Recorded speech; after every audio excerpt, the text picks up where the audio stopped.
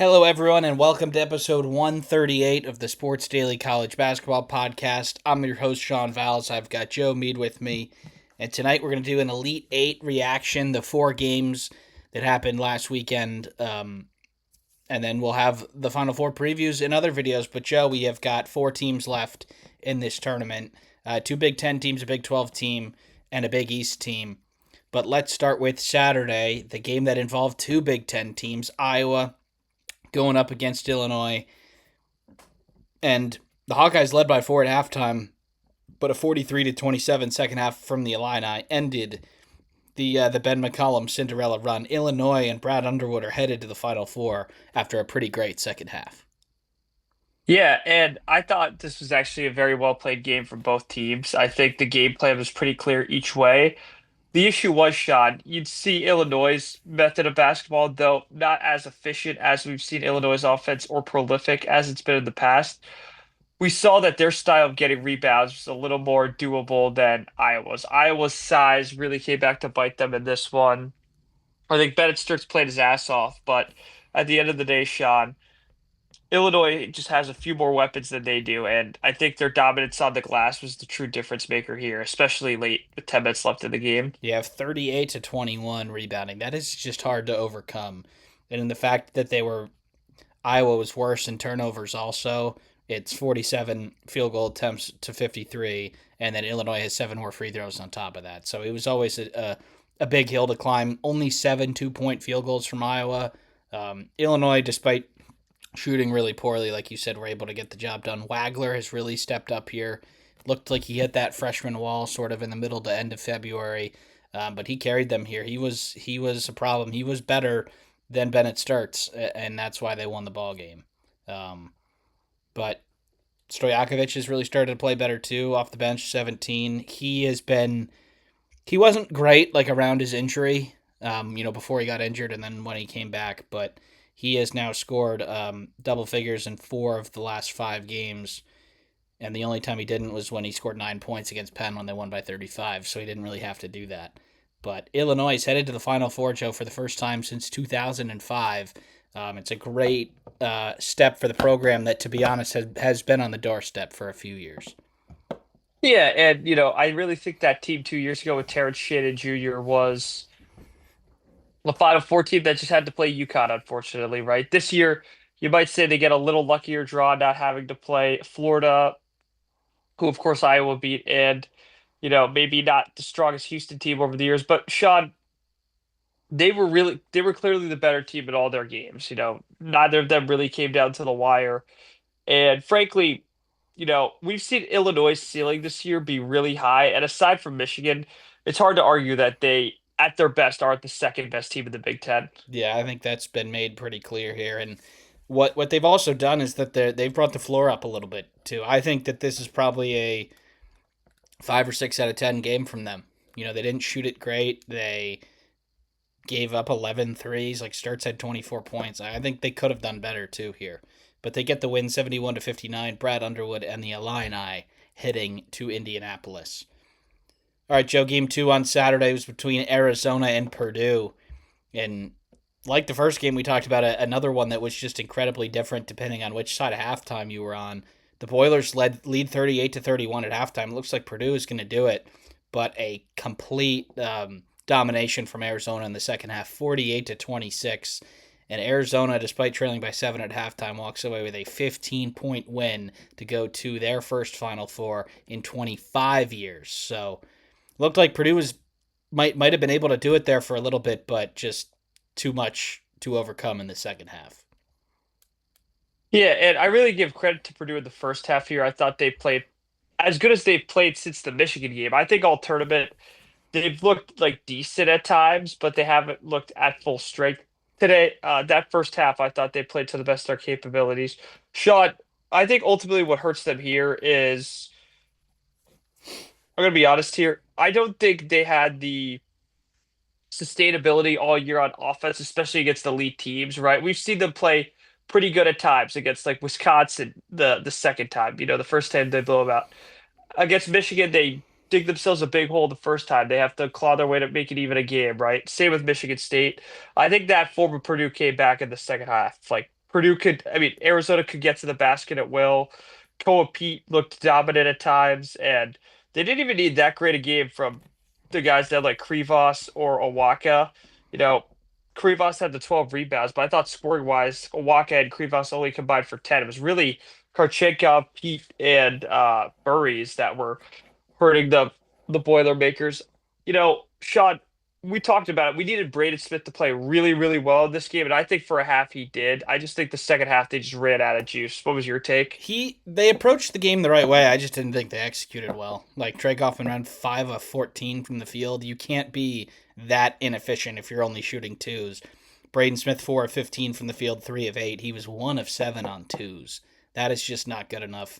Look, they were giving him shots, and he had to take them. He made a few early, but yeah, that's a combined 9 of 29 from those two, and that's just not going to get the job done. So it was 3 threes and 6 twos. So that's 12.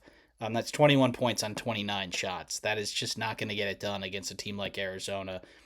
And Purdue found a way to be up by 7, Joe, at halftime with Kaufman Wren in foul trouble too.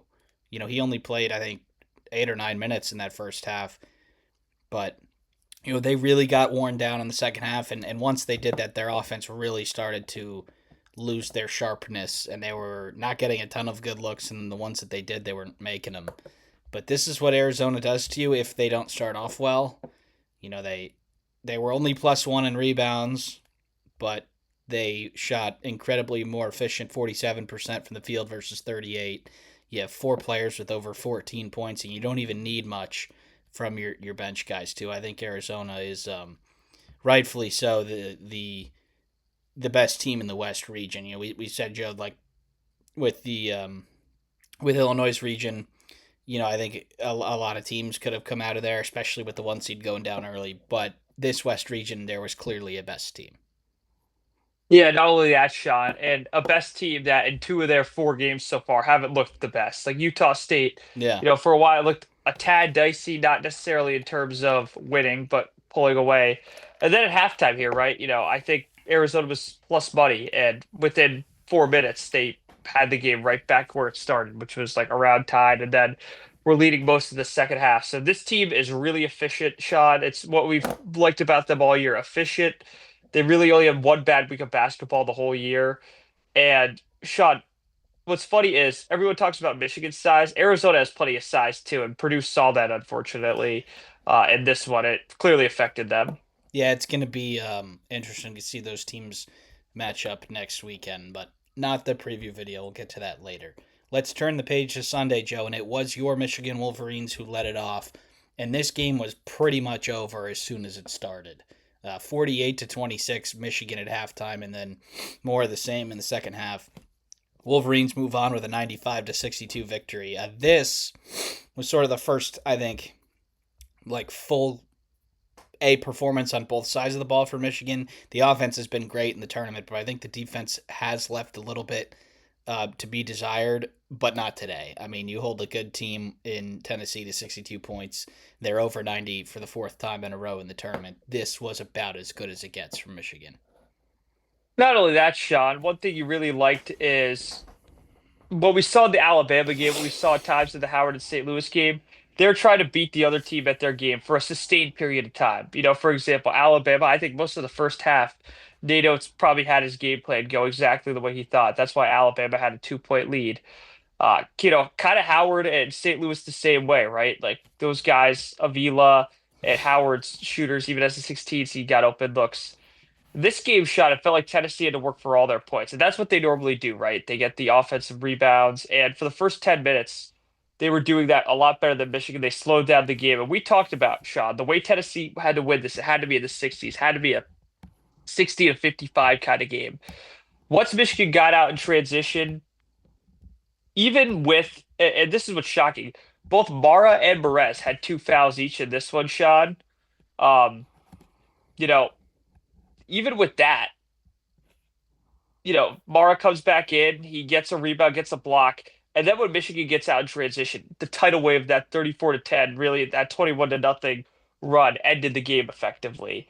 In transition, Tennessee's got a great defense, but when they're spaced out and running, clearly all year, that's how teams have gotten them. And Michigan sank their open looks this time, particularly Yaxel Lendeborg, the Midwest Region MVP, hit his open looks. He found guys like Roddy Gale, who, by the way, crazy stat for you, Sean. He's 12 of 23 from three of the last 2 years in March. On the regular season, he's a 26% three-point shooter. March Rowdy, huh? Yeah. Yeah, so he doubles his 3-point total percentage wise at the very least in March. And then, steady play from Elliot Cadeau. We often said, Sean, Elliot Cadeau can win or lose this team the national title.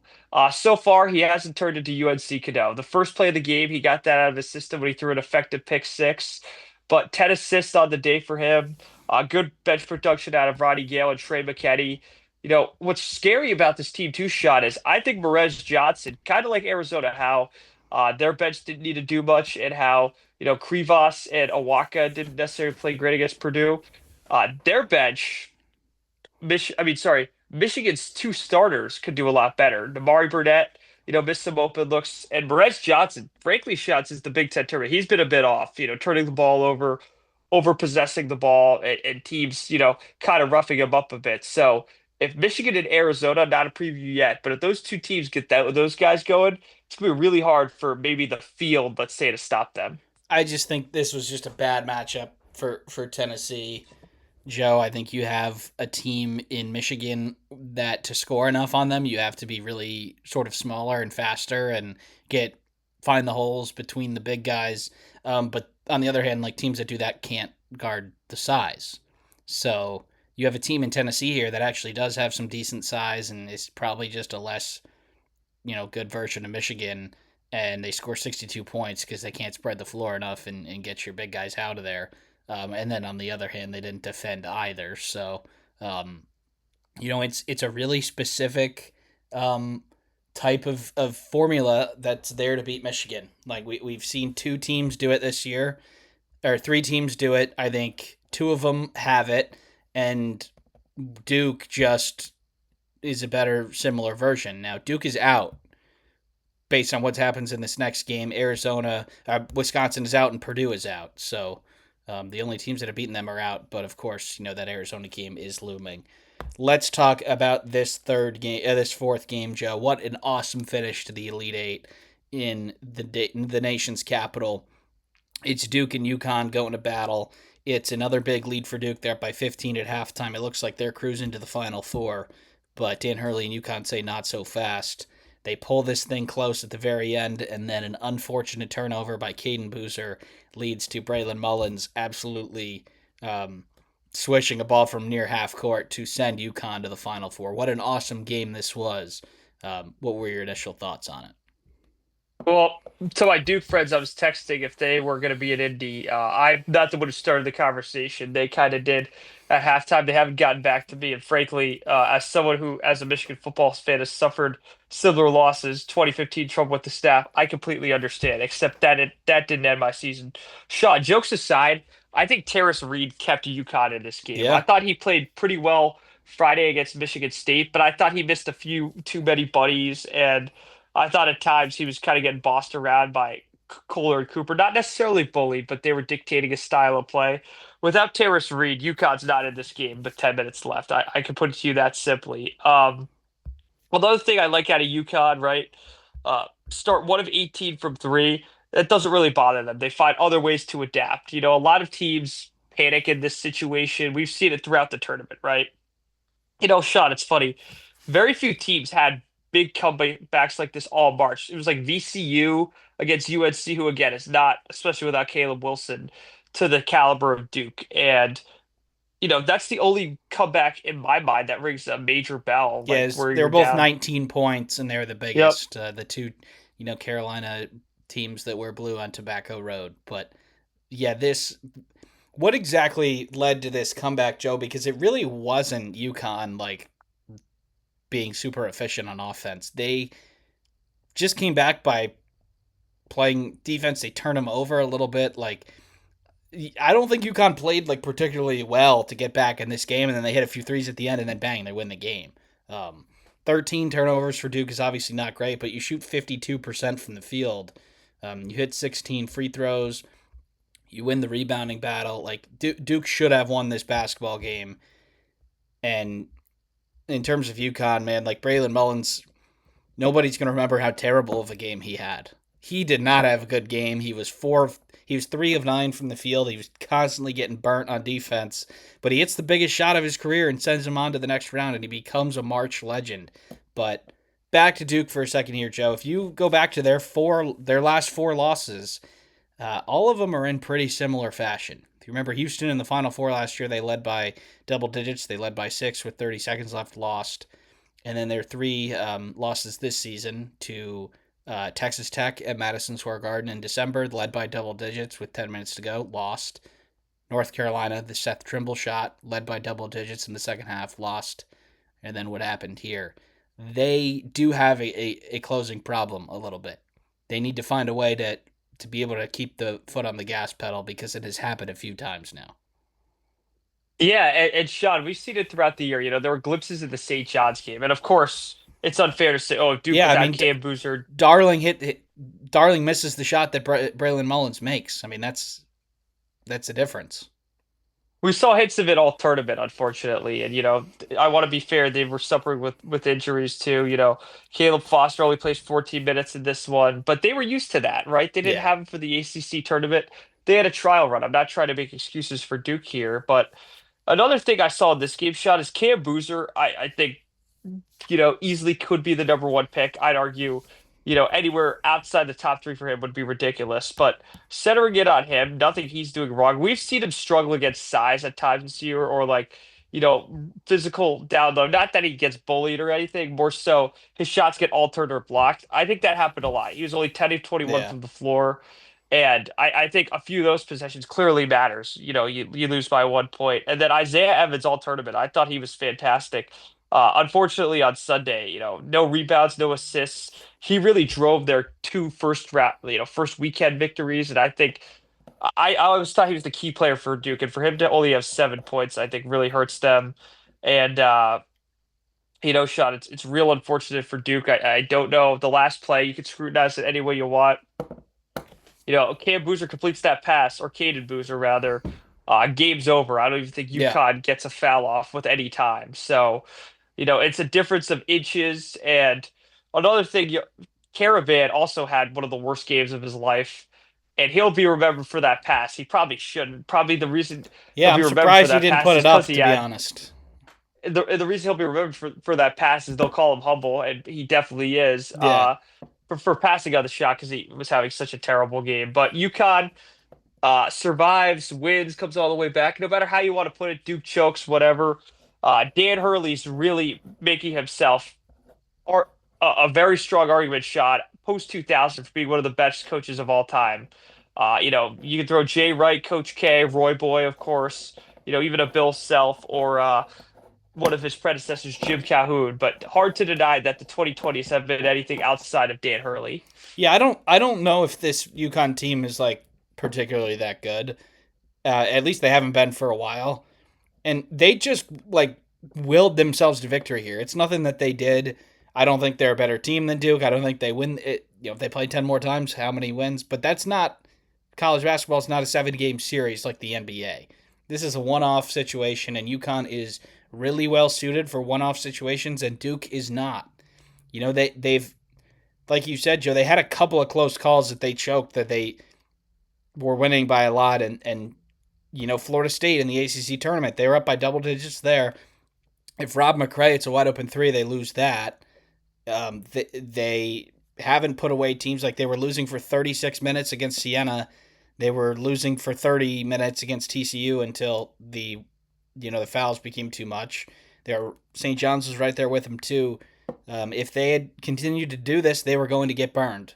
Similar to like we said with UConn in the Big East, they played a number of close games, and then they get burned against Marquette and end up not getting a chance to win the title. But Dan Hurley and UConn are off to the Final Four. Terrace Reed was awesome, like you said, and the coaches region, as many people have been calling it, the East region with Shire, Hurley, Izzo, Self, Pitino. It's Hurley that gets the Final Four appearance out of all of them.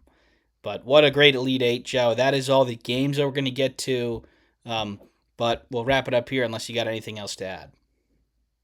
No, gonna be very hard to top that last Elite Eight game. I think it took probably the Christian Laettner shot was probably one of the last, or maybe even the May shot from 2017, but hard to have a shot more iconic than that in years to come in this particular round. Yeah, and Iron Eagle, man, he always finds his way into some iconic moments. You know, And Mrs. Hurley, shout out yeah, to, it's Bob Hurley, who's a walking legend in the state of New Jersey. His wife, at least for this week, is more of a walking legend than he is. I'm sure he's probably not so upset with that. yeah, and they look that's going to be a game that is remembered for a long time, regardless of what happens for them in Indianapolis. But those are the four teams going to the Final Four. It's Illinois, UConn, Arizona, and Michigan. Please check out the previews for the Final Four games that'll be coming out later this week. We'll see you next time.